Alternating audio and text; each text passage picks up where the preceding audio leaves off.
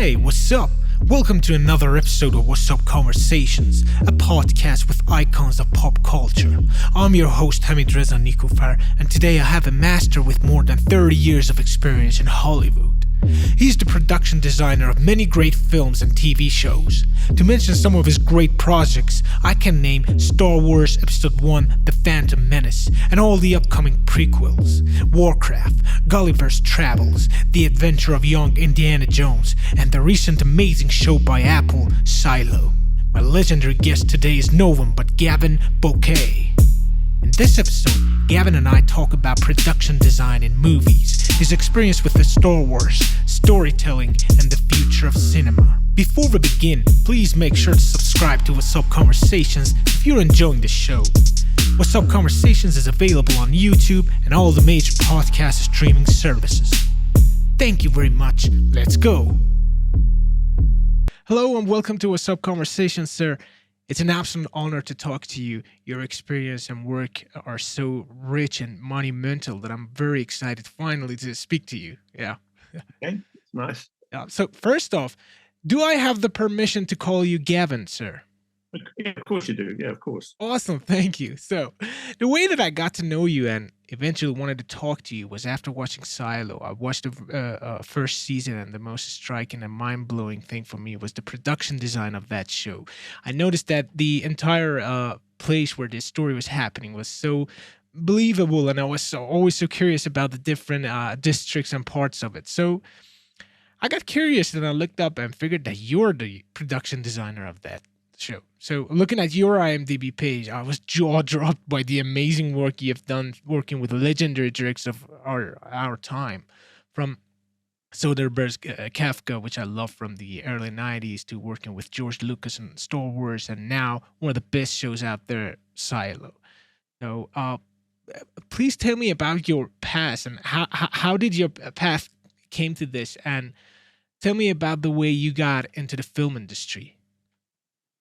Yeah, I think like a lot of people, those stories of how you get into the film business, especially 20 or 30 years ago, are often very interesting stories because it wasn't as open as it might be now. It might be much not easier now, but for instance, there are many film and TV and media courses at university and college, whereas when I was growing up and probably at college in the late 70s, early 80s, there wasn't really a film design course. There were theatre design courses, which is a little different.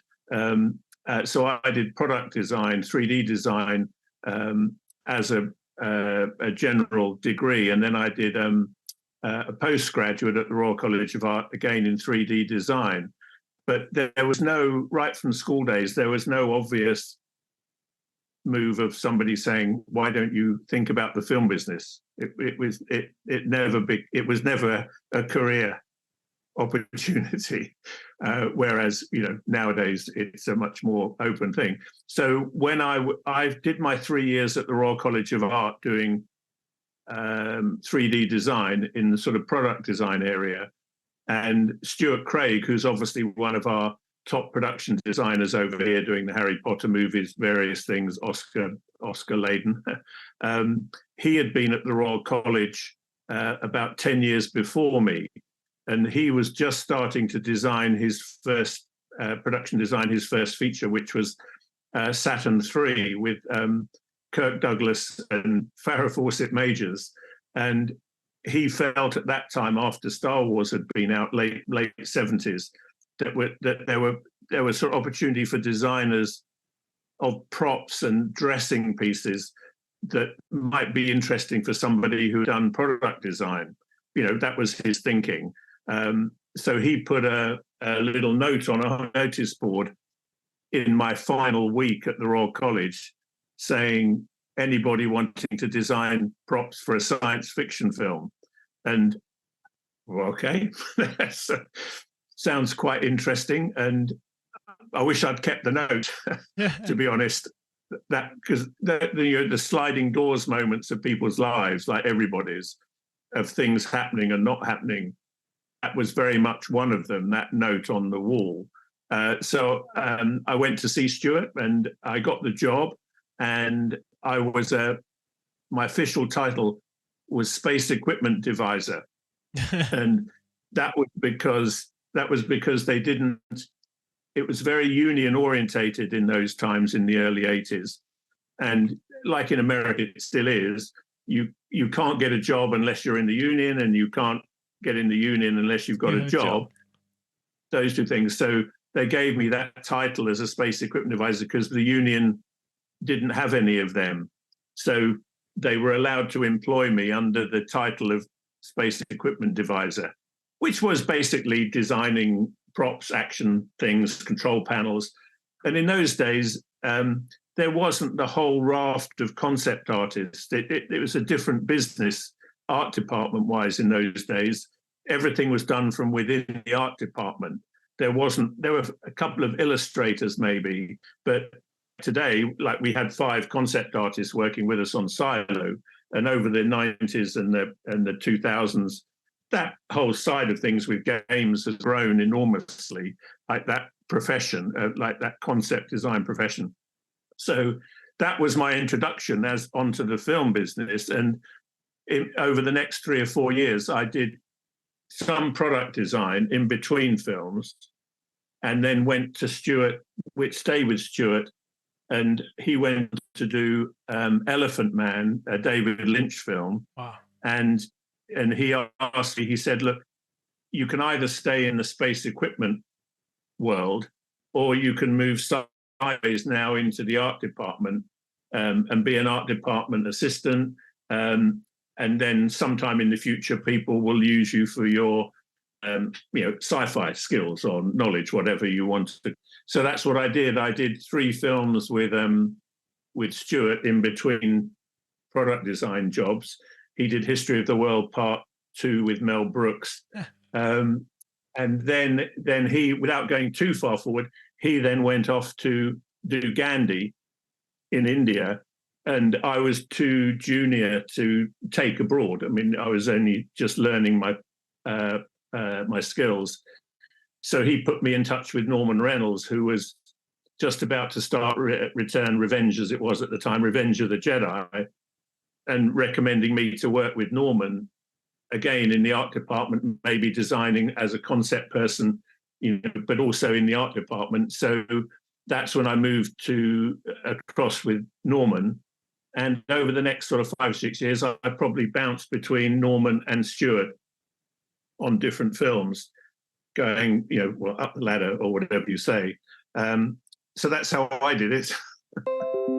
Wow, yeah. So for those who are curious about your job, production design, please explain your daily routine and the way you're contributing to the film.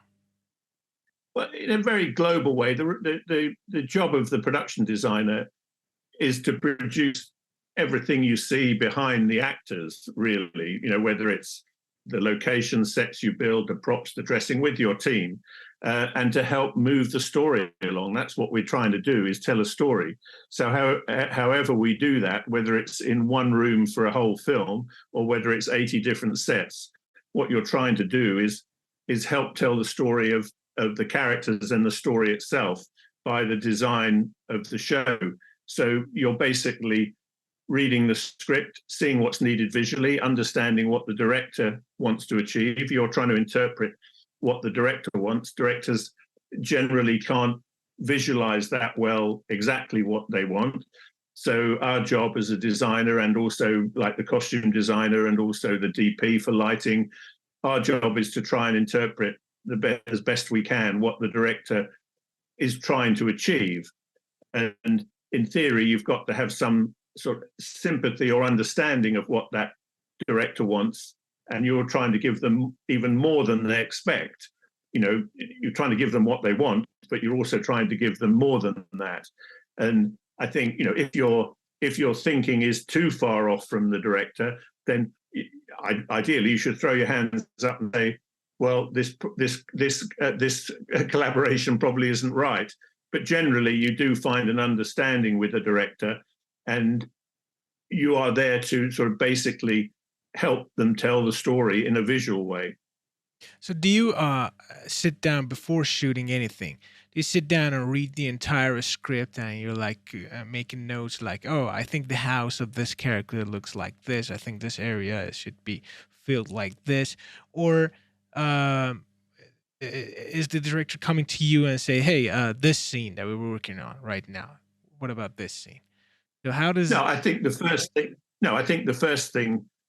The worst part of the job, in a way, is the first day with a blank piece of paper. That's what you have. You have a script and a blank piece of paper. And I know when I started designing, my first design job in features was Kafka for Soderbergh. Um, I know, and that was interestingly, that was black and white and color. So that was an interesting first port of call. So I remember having long chats with Stuart and Norman, just asking their advice. And they said the tendency is you want to solve all the problems on the first day. And of course, you can't do that. So they just said you've got to take it piece by piece and schedule the design work in time. Things that don't come up in the script maybe until later in the schedule, you can delay thinking about. But it's basically getting very organized in your thinking. But the first thing you do is read a script. You read a script before I have the job. If you're being thought of for a job, you'll often get the script. You'll read the script. You might even do some pre-work, some sketch work with myself or with a concept artist, basically trying to sell yourself to the job. Even with my experience, you still have to put yourself forward. Unless you've worked with the director before, who will just say, look, we're going to do this, then that's different. But if it's a new director, they all want to meet you, whatever your reputation is. They all want to check that you've got some mental connection with them. So, but basically you read the script, you talk to the director about what they're trying to do, what they want to achieve, and then you start your work plan about how you start to show ideas and thoughts to that director, whether it's sort of visual or through reference or through concepts or through location ideas. So it's basically, yes, you read the script, you break the script down, you have long chats with the director, sometimes with the producer. Obviously on Silo in a streaming services, there's a showrunner writer, Graham Yost. He's very much part of the creativity of the show. And then you find many different ways of trying to get your ideas across. And every director has a different way, maybe a different perception of how they like to see work. Some like to see sketches, some like to see finished images, some like just to chat about things. So you really have to understand what the director wants and the best way of showing your ideas to that director to begin with. It's never one route. The route is determined by the director and how they like to work. Yeah, with the growth of CGI in movies, how does this affect your job, and how do you communicate with other departments? Well, in theory, the visual effects in the CGI world is no different than it was maybe in Gone with the Wind days when they were putting foreground miniatures in for ceilings or painting backdrops. Your first job is as a designer is to design the whole environment, with your team. Whether you decide part of that is physically built or part of that is a CG extension, you don't do it in isolation. You have to design the whole world first. And like as with Silo, we knew we had to design the silo, basically one piece of architecture.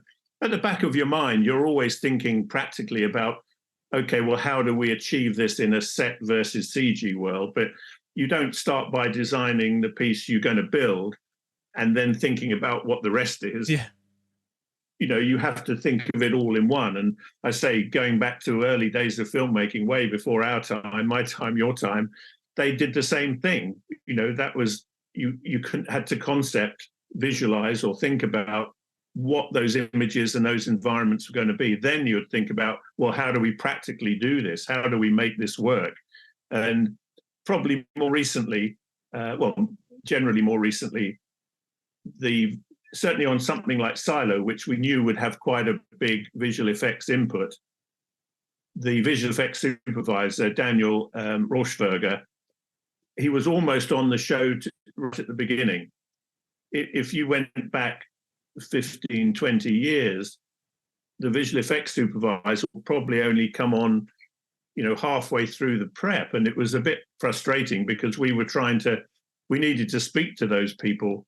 And I know when when we worked on Phantom Menace, the first prequel, that John Knoll, who was one of the visual effects supervisors at ILM, even then, which is like middle 90s, he was working on another show while we were prepping Phantom Menace. So we could only really engage with John about halfway through our prep. I mean, of course, he was there, but it wasn't the same. And of course, we made it work. It wasn't a problem. But it's on these type of shows like Silo, where there is a big visual effects element. It's much better to have that person or that department part of the process really early on, because it's a completely symbiotic relationship. And the basic question, and it's very simple, is how much do we build and how much do they build? Yeah. That's it. That's the simple answer. And there's no one answer to that. It depends on the scene. It depends on the environment you're trying to recreate. So every script and every scene has a different requirement. But between the two of you, you're trying to work out visually and economically which is the best way to go. It's like most visual effects departments will tell you to build physically as much as you can, because they know that what they do can be very expensive. It's not a magic wand of, do that, it's cheap and we can make it work. The more you shoot in camera without visual effects, then obviously economically that's a better way of doing it. So you have to balance everything. How much can we build against how much and what cost do they have when they have to add their section? The reason it's quite difficult is because on our side, we know how much a carpenter costs, how much a painter costs, how much the timber is. We can quantify but with visual effects, it's about shot count, really. It's about how many shots are going to require additional work. But until the show is actually edited together, they don't really know that. They can guess and estimate, but until they've got a final cut, they don't know how many minutes or seconds they have to composite images. So it's very much a backwards and forwards process that we all understand. We all understand the process, what you can do and what you can't do. And like a lot of things in the film business, you trust your experience, you trust your guesswork, really, rather than, there's no theory, there's no book on how much do you build and how much do they build. But obviously on some shows that aren't particularly VFX orientated, it will be a completely different thing. But obviously on Silo, you sort of know that there's going to be a huge, you've got a mile deep silo. You're not going to, we're not going to build a mile deep silo for real, so. Yeah. So what are your main sources of inspiration before creating a world? I mean, a personal inspiration outside the directions that you get from the director. Well, I think every script is different. Your Bible is really the script that everything comes from. And I always think film design is very different to all other designs. It's different from graphic design, it's different from furniture design, it's different from architecture, it's different from fabric design. It's a bit of everything. You're designing environments. So we're a bit like crows, really. We're gathering as much sort of information from various sources. And the first stop for me on something like Silo, for instance, is research. We have a researcher who use a lot, Nicola Barnes, and she reads the script. We talk about what we're looking for, the type of architecture reference, and we'll just immerse ourselves in every bit of reference that might be relevant to what we're doing.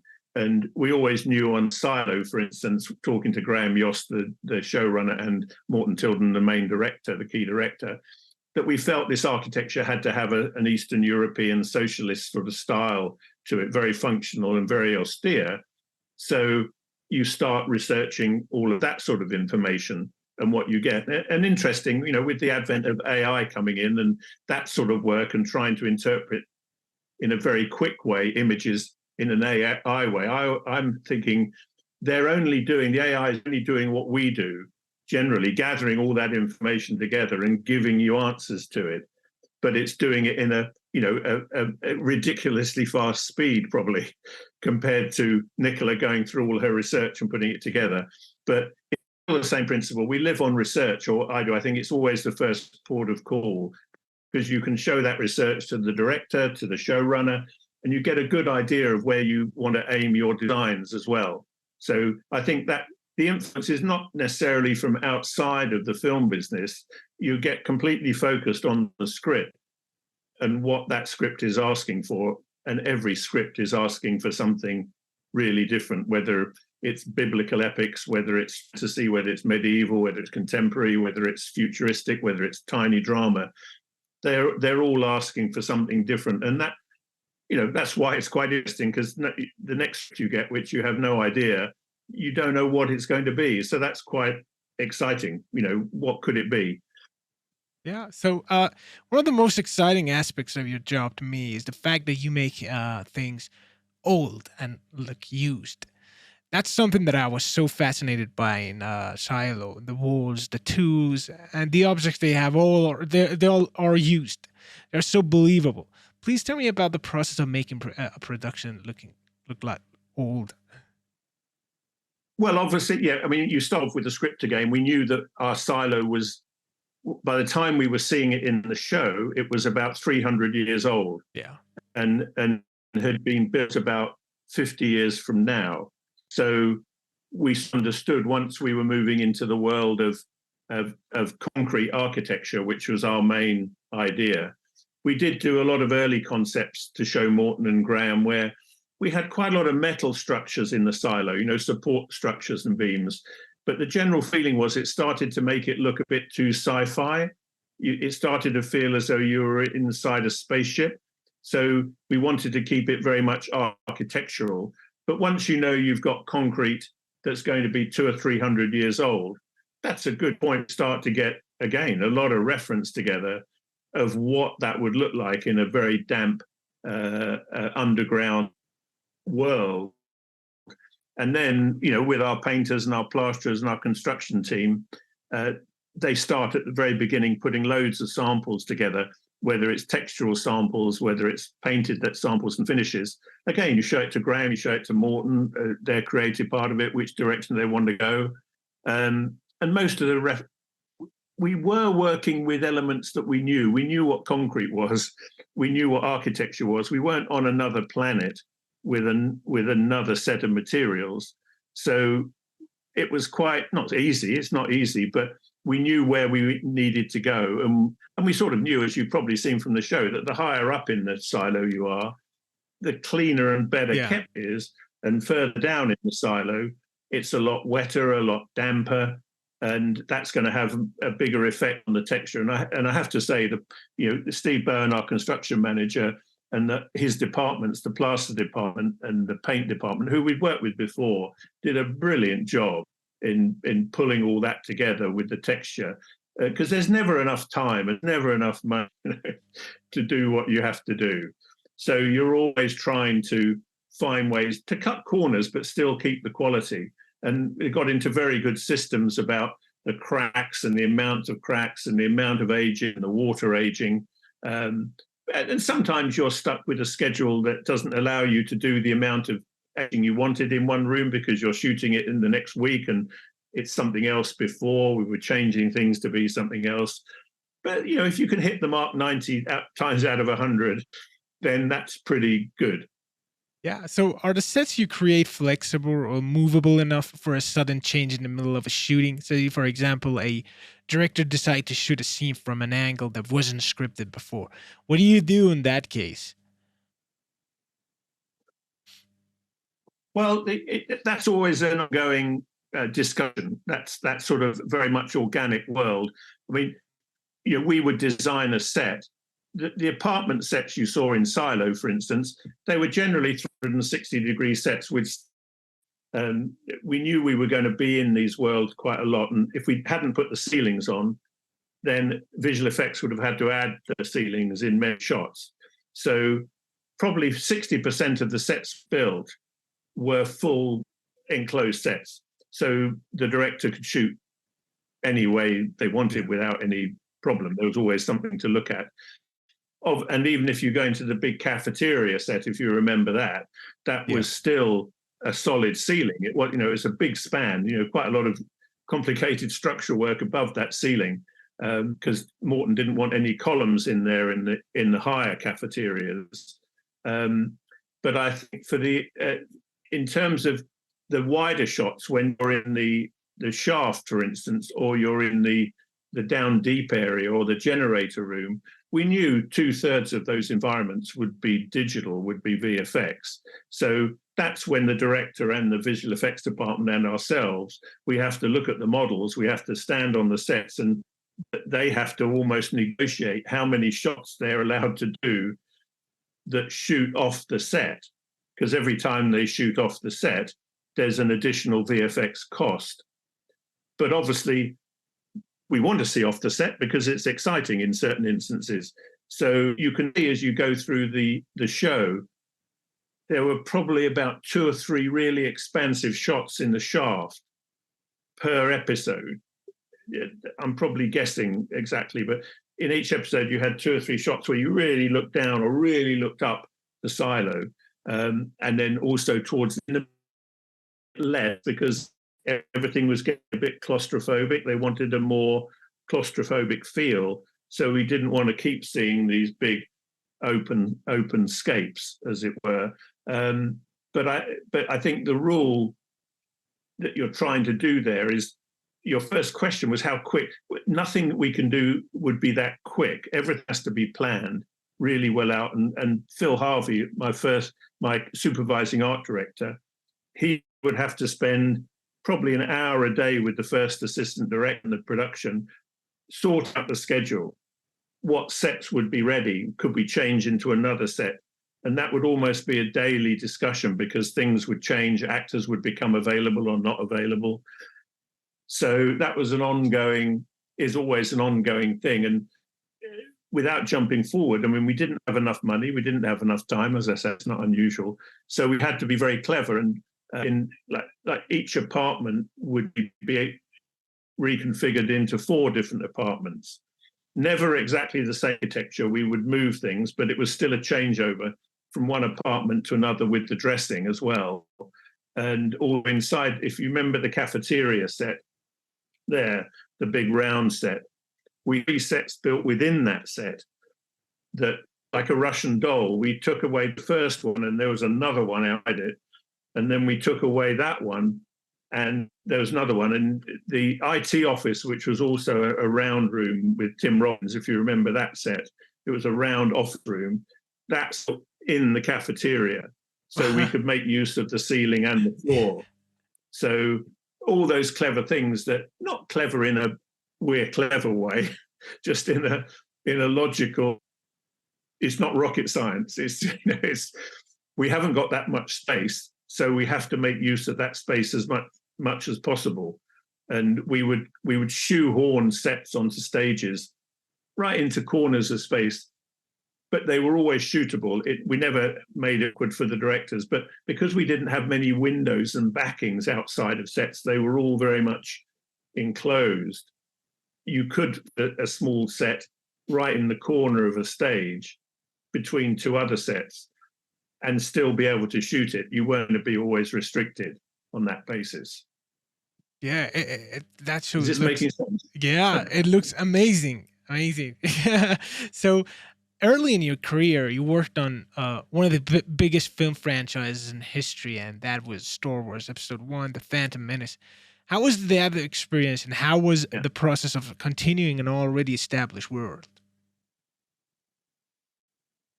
Yeah, that was interesting. I mean, I worked on, as I said earlier, I did work on Jedi a long time ago when I was an assistant director on that. And to think that one day when I was doing that, I might be designing another Star Wars film. Well, that was a bit strange. But we, my first, in the right order, is it in the right order? Yeah, I think I got involved, heard that the Young Indiana Jones series was being shot. This was early 90s. And I just started designing. And I felt that oh, well, that might be quite good. I'm quite good. I've done TV. I've done a TV show designing, and I've been working in the film business as in the art department. So I found the director, the producer was Rick McCallum, and I found that he lived in the road next to me in London. So this is before email and before mobile phones. So just before Christmas, I put a letter through his letterbox saying, if you're looking for a designer for the Young Indie series, hey, here I am. Wow. And he got back in touch with me after Christmas and said, hey, that's good, that's good. Not because of I did Star Wars, not because I did Jedi, that nothing to do with that. So Young Indie was always a process for George Lucas to move to Star Wars. It was always, a lot of us on Young Indie ended up working on the prequels. So it was a sort of a technological exploration for George, in the way that Young Indie was TV drama that hadn't really been done at that level before. I mean, TV drama is huge now. It's Black Silo is TV drama, in a sense. And George wanted to introduce the scale of film into TV drama. So he wanted to use some of the early digital techniques in the early 90s, which were mainly being used in commercials at the time, in TV commercials, like replication and adding backgrounds. So he wanted to use that, get 3 or 4 really production value shots into a TV show, which I say hadn't really been done before. And he didn't use ILM. They used a commercials facilities company in San Francisco who could cheaper than ILM could do it. So it's quite interesting, that whole process. And this, as you know, George was very advanced in moving into the digital world with digital cameras on Phantom Menace, I think first or second film to be totally shot digitally of that scale. So the Young Indie experience was him eventually hoping to get to do the we didn't know that. We didn't know that when we did Indie. We didn't know that we would end up doing the prequels. But I do remember driving around the Czech Republic, or Czechoslovakia as it was then, in a location van with Rick McCallum, the producer, and he said he looked across at Dave Tattersall and myself, who was the DP, and said, "How would you like to do Star Wars?" It was, wow. Oh, okay. That's sort of how it occurred. You go from one to the other. So we knew Star Wars came up and Phantom Menace. It was really only Young Indie, I have to say, was a great education as a designer, because we had 20 or 30 directors and you were going from country to country. So a learning exercise as a designer, working in different countries with different directors who are all a bit mad doing different things. That was a great education. So, but myself and Peter Russell was rising art director, and the few of us who went on to Star Wars, we were a little bit nervous about taking on board this whole franchise of Star Wars, because we'd grown up with it too, and I'd worked on Jedi. So it's a funny thing when you're on the show and you're part of it, it doesn't feel quite as daunting. It's only when you go home in the evening or you talk to somebody else and they say, wow, that's quite a responsibility. Yeah. You go, oh, yes, it is. But actually when you're there with your people and George and the producers and you're doing it step by step, and you work hard and you're honest, then actually that part of it isn't really that nerve-wracking. But I know what we wanted to do. We wanted to, as an art department, apart from satisfying George as the director and the writer, one of the things we just wanted the audience to believe that this still looked like a Star Wars film. That was our goal, that we didn't want it doesn't look like before, or it doesn't. And although the films got criticized in some instances, from what George wanted to do, it was his project, he could do what he wanted. I think, from a design point of view, we didn't really get any criticism from fans about what we'd done. And I remember, Peter Russell, who was the supervising actor, myself, said after Phantom Menace, on our last day, we said, well, if we never do anything again, at least there'll be something on our tombstone which somebody will know.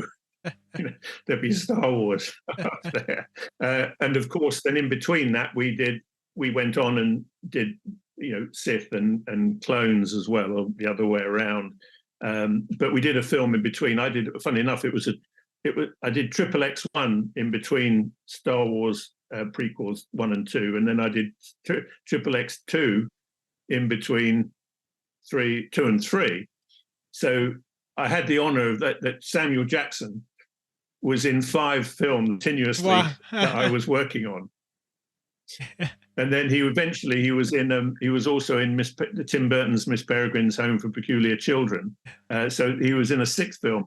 And I still don't know to this day that he knew who I was, even after 6 films. So no, I think you look back on Star Wars and you just say, wow, that's pretty special to have been involved in. And you probably get the impression, like the difference now between Disney and Lucasfilm, or the new Star Wars, and George Lucas and his Star Wars, they're very different beasts. The Disney world of Star Wars is very corporate. I mean, it's great and everything, but it's very business orientated. Whereas George was just doing what he loved.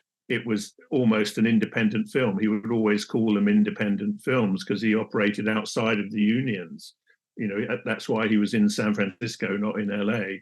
So it was very much a little community. We felt very much a group of people on the prequels, whereas that's nothing against the post, the Disney Star Wars. Just that it just becomes a much bigger thing.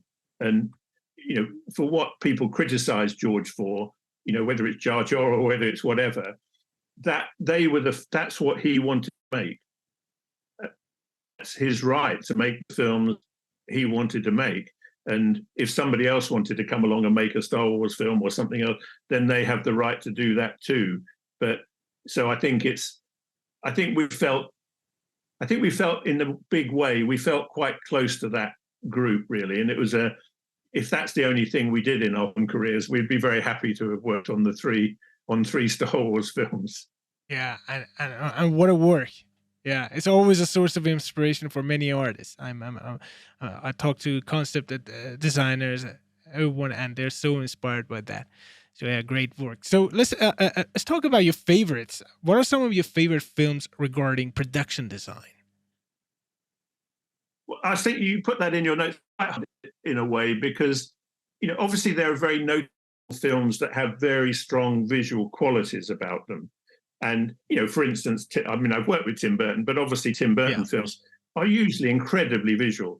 But you shouldn't really judge it just on how obviously visual they are, because a very small story with right production design taking place in one room is just as valid for that.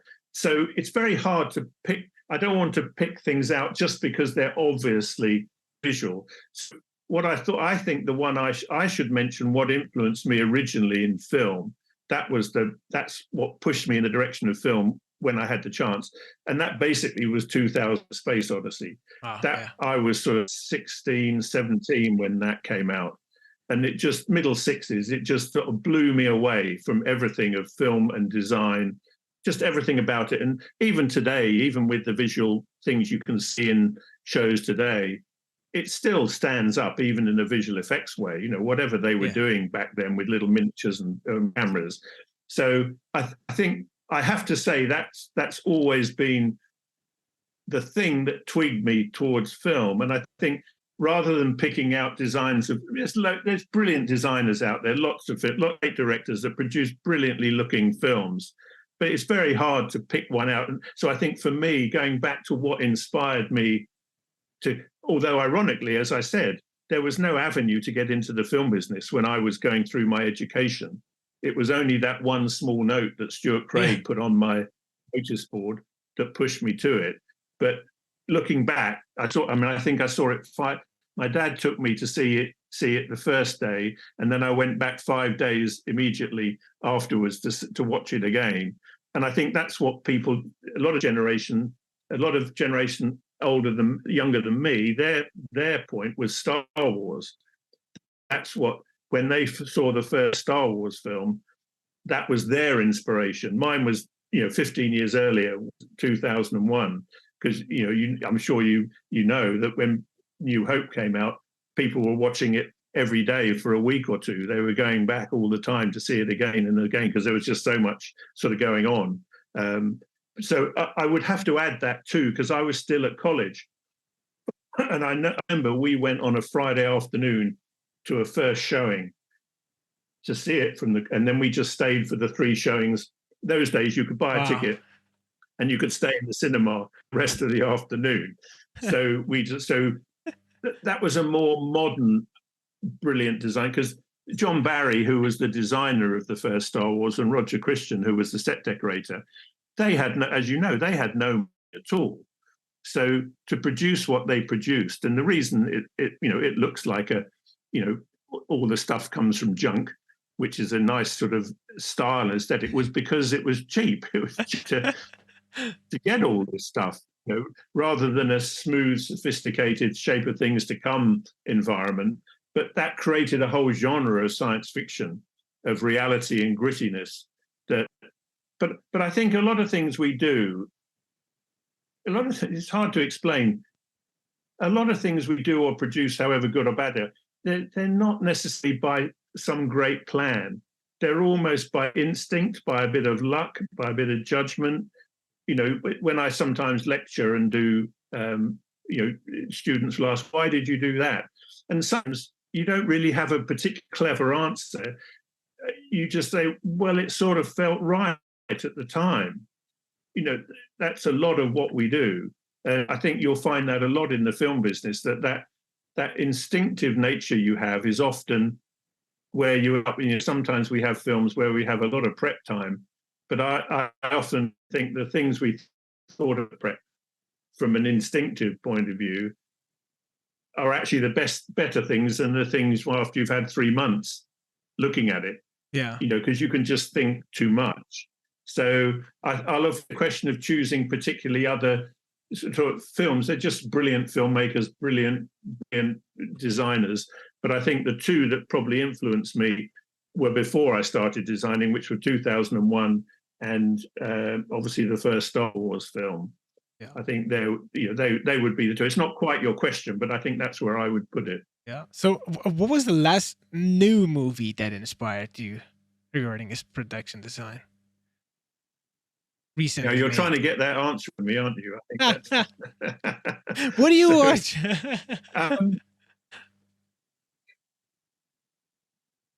It's funny when I watch other things. This might sound strange. If you notice the design, it's probably worked as a film, because it should be so naturally part of what you're watching, the drama, the character. If your focus is a way to, oh, that looks nice, that's good, that's in there, it's sort of not, it's the wrong reason to say you like the design. So I tend to watch things, and there's loads of things to watch now, as you know, and they're all incredibly impressive, is that if I'm not noticing the design and it feels completely in harmony with what is happening as a storytelling thing, then that's probably the closest to being design, because it's sort of part of the thing rather than something special that, I don't get any satisfaction out of people saying the show I worked on, it's really well designed, but the film is terrible. Do you know what I mean? It's sort of, it has to be the whole thing, not just what we do. So there's nothing I can think of particularly recently that I've watched. I'm very impressed with most things. I'm very easily impressed. So I never come out and that was terrible design or anything. Look, I don't want to give away the secrets, but we all make it up as we go along. Yeah. Basically. Yeah. It's sort of, okay, this is that. And there was never any great, for people who are listening, there was never any great plan of career. It was just, if an opportunity arose, well, you decide to take it. it doesn't mean that your life would have been better or worse going in another direction. There's many different directions you can go on, like that slip of paper, the college notice board that put me in. Yeah. If that hadn't been there, I doubt whether I would have been anywhere near the film business. So I think everybody, I still don't know really what I want to do. So if you've got any people watching who are unsure what to do with their lives, just tell them they don't need to plan it out. Yeah, I think things will come up. And I go on. Yeah, you go on. Yes, sir. Yeah, I think it's sometimes people try to think, if I haven't done that, it's gone wrong, or things will just come up. And if you show an enthusiasm for something to other people want you to be enthusiastic about their project, their work, not falsely enthusiastic, naturally enthusiastic. We did a Netflix show the other year with David E. Talbot, Jingle Jangle on Netflix, which was a nice little Christmas film. And David had been trying to get that film off the ground for 14 years. So you realize how close those projects are to directors and what it means to them. So you always try to keep that in your mind, that we might work on the show for 9 months or 10 months, but actually the people who have often tried to get these projects off the ground, it's been their, not life's work, that's a bit over the top, but it's incredibly important to them. And I remember we did some, David hadn't really shot stage sets before his other productions. And we built this nice Victorian town square with a big toy shop in it. We had it in digital form as well. So one of our concept artists, we put it into Unreal Engine, and we gave David, we said, look, David, come here, put the goggles on.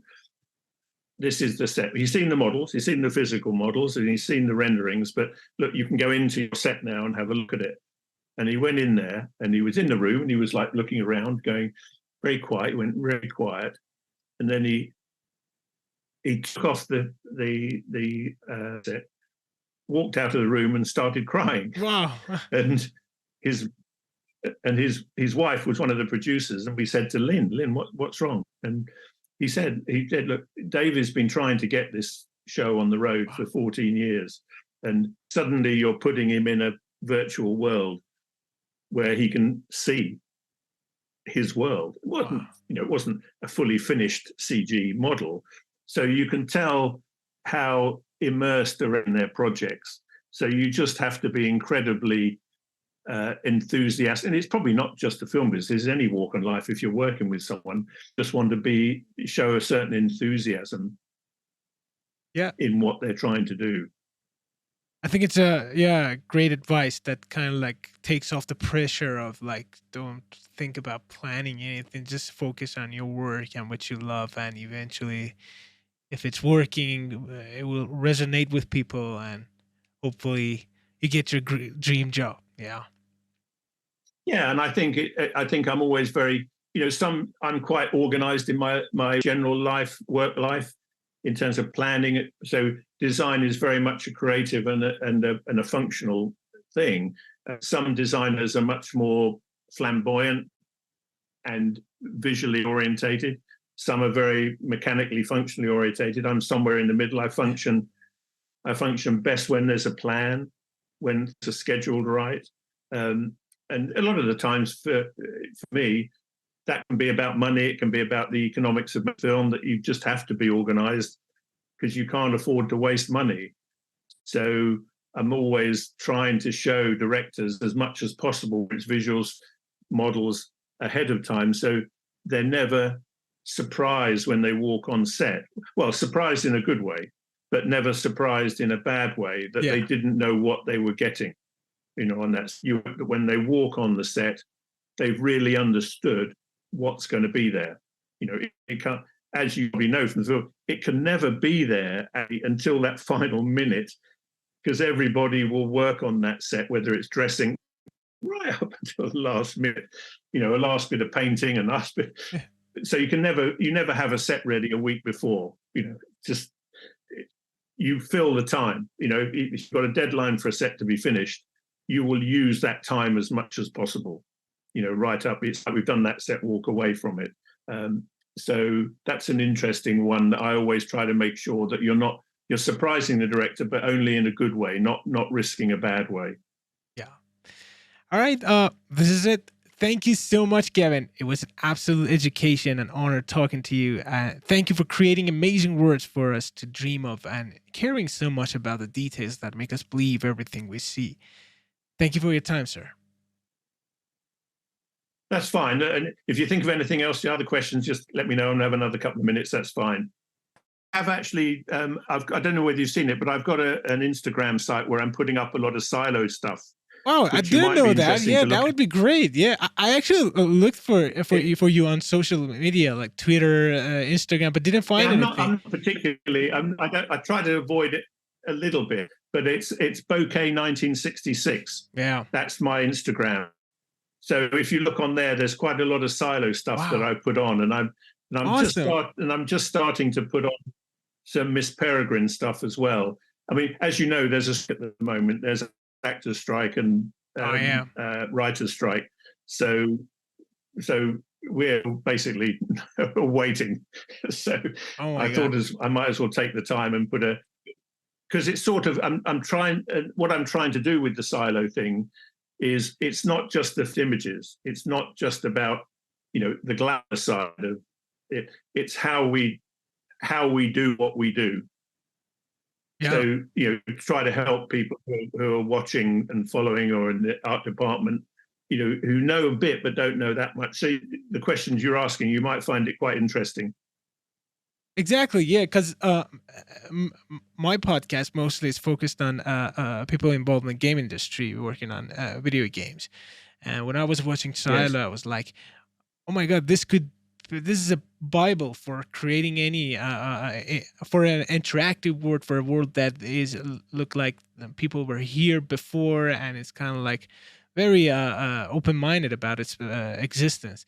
So and I was like, oh my God, if I talk to Gavin, it's gonna be so educational for many environment artists, for many art directors who are working on video games, because there were similarities between some games and your work on Silo. I was like, oh man, this is just I mean, it's interesting with that, and it's funny. I'm meeting somebody next week, and we're looking at a couple of AI programs, and we're going to just do a test between us that if I was starting Silo now and I was using an AI design program to give ideas, because it's quite a simple structure to understand in some senses, it's a mile long. What would AI at this stage give me at the beginning compared to what we produced ourselves? Even though I'm getting a bit older, I'm very keen to try whatever new things are coming out, because they're all good. They're all good if used correctly, and that's probably for humanity. Probably for humanity as well. Yeah, that's something that I noticed, that you are so up to date with the new technologies. You've mentioned Unreal and you're working with AI. That's great that you're adapting anything that comes, because people are. I make sure I know. I make sure I know the words. Yeah, and it shows, and it's amazing. Yeah. No, and it's interesting. I went to I did a little thing on TV about two months ago on a national morning TV show. They wanted to talk about filming on location, and for some reason they wanted me to talk about shooting Gulliver Travels with Jack Black at Blenheim Palace in England. Oh, yeah, awesome. So I did this. So I did this. I'll send you the piece. If you go onto YouTube, you'll probably find it. It's on there under This Morning Blenheim Palace. You'll see my clip, and it was interesting because it was for the general public, obviously, not film people particularly, but it was interesting how people reacted to it, because it was almost anecdotal things about what it's like to work in film. The odd things. I don't mean technical drawings or just, oh, this happened, that was funny. And they actually suggested I might think about doing a podcast. Believe it or not. Yeah, that would be great. I mean, so I might be you for some advice. That would be great. Yeah, I'm so happy that you have this Instagram page that I can see more about your work. So because it's such a what you do is not often like reflected on behind the scenes or anything. So we know a little about this, but it's such an important thing because the entire world of what we're seeing in a movie, especially sci-fi movie, for example, Silo, it's so important that I think it will inspire a new artist to come forward and dream of having to work on something like you do. So it's very important work. Please do Yes. have podcasts, have YouTube, be more on Instagram Yeah, or but Twitter. have a look at it. I've only just started the Instagram. I don't want it to take my life over. It's just Yeah, a fun thing to do. yeah, And if once the next job starts, I probably won't have any time to do that. But the podcast would be interesting because there are so many funny things that happen in the film business.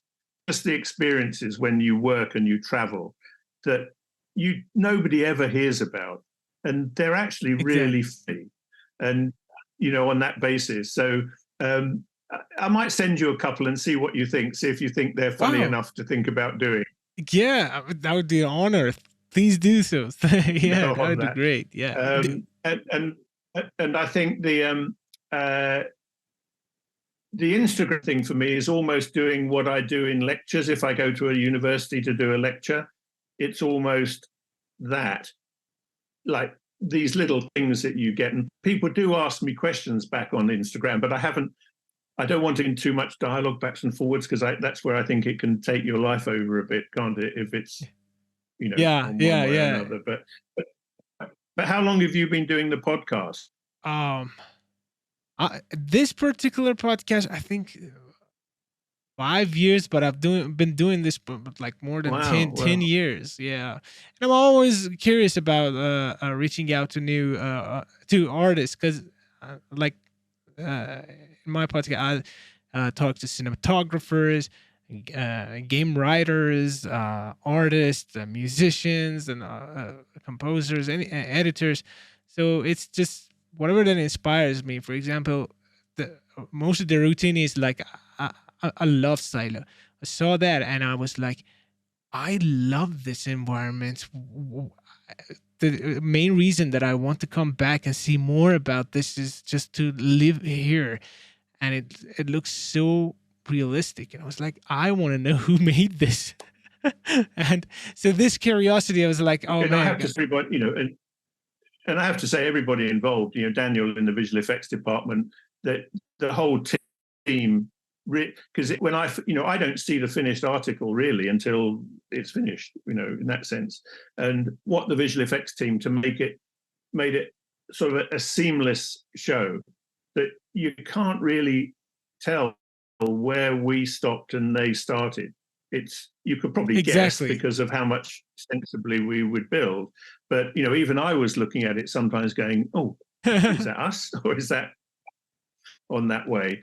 But of course, that's what technology does nowadays. The whole CG world going back, from George Lucas starting in the early '90s in that world, you can basically change every pixel of every frame.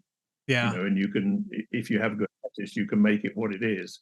But it's interesting you say about artists because really in the '80s when I was growing up, there just wasn't that group of concept artists. They've sort of appeared over the last 20 years, I say, through games, through films. And it does make you wonder what those people were doing in the '70s and '80s, like the equivalent. They probably just had to have normal jobs, and they did their artwork as a pastime. Whereas now the film and the games world and others has really opened up that to allow these creative people to come and make a living out of their work, which is great because those people existed in the '60s, '70s, and '80s, but the job opportunities for illustrators and concept people, apart from books, didn't really exist, did it? It didn't really happen. So, and there's more and more now because of what you're doing and people are seeing what can be done.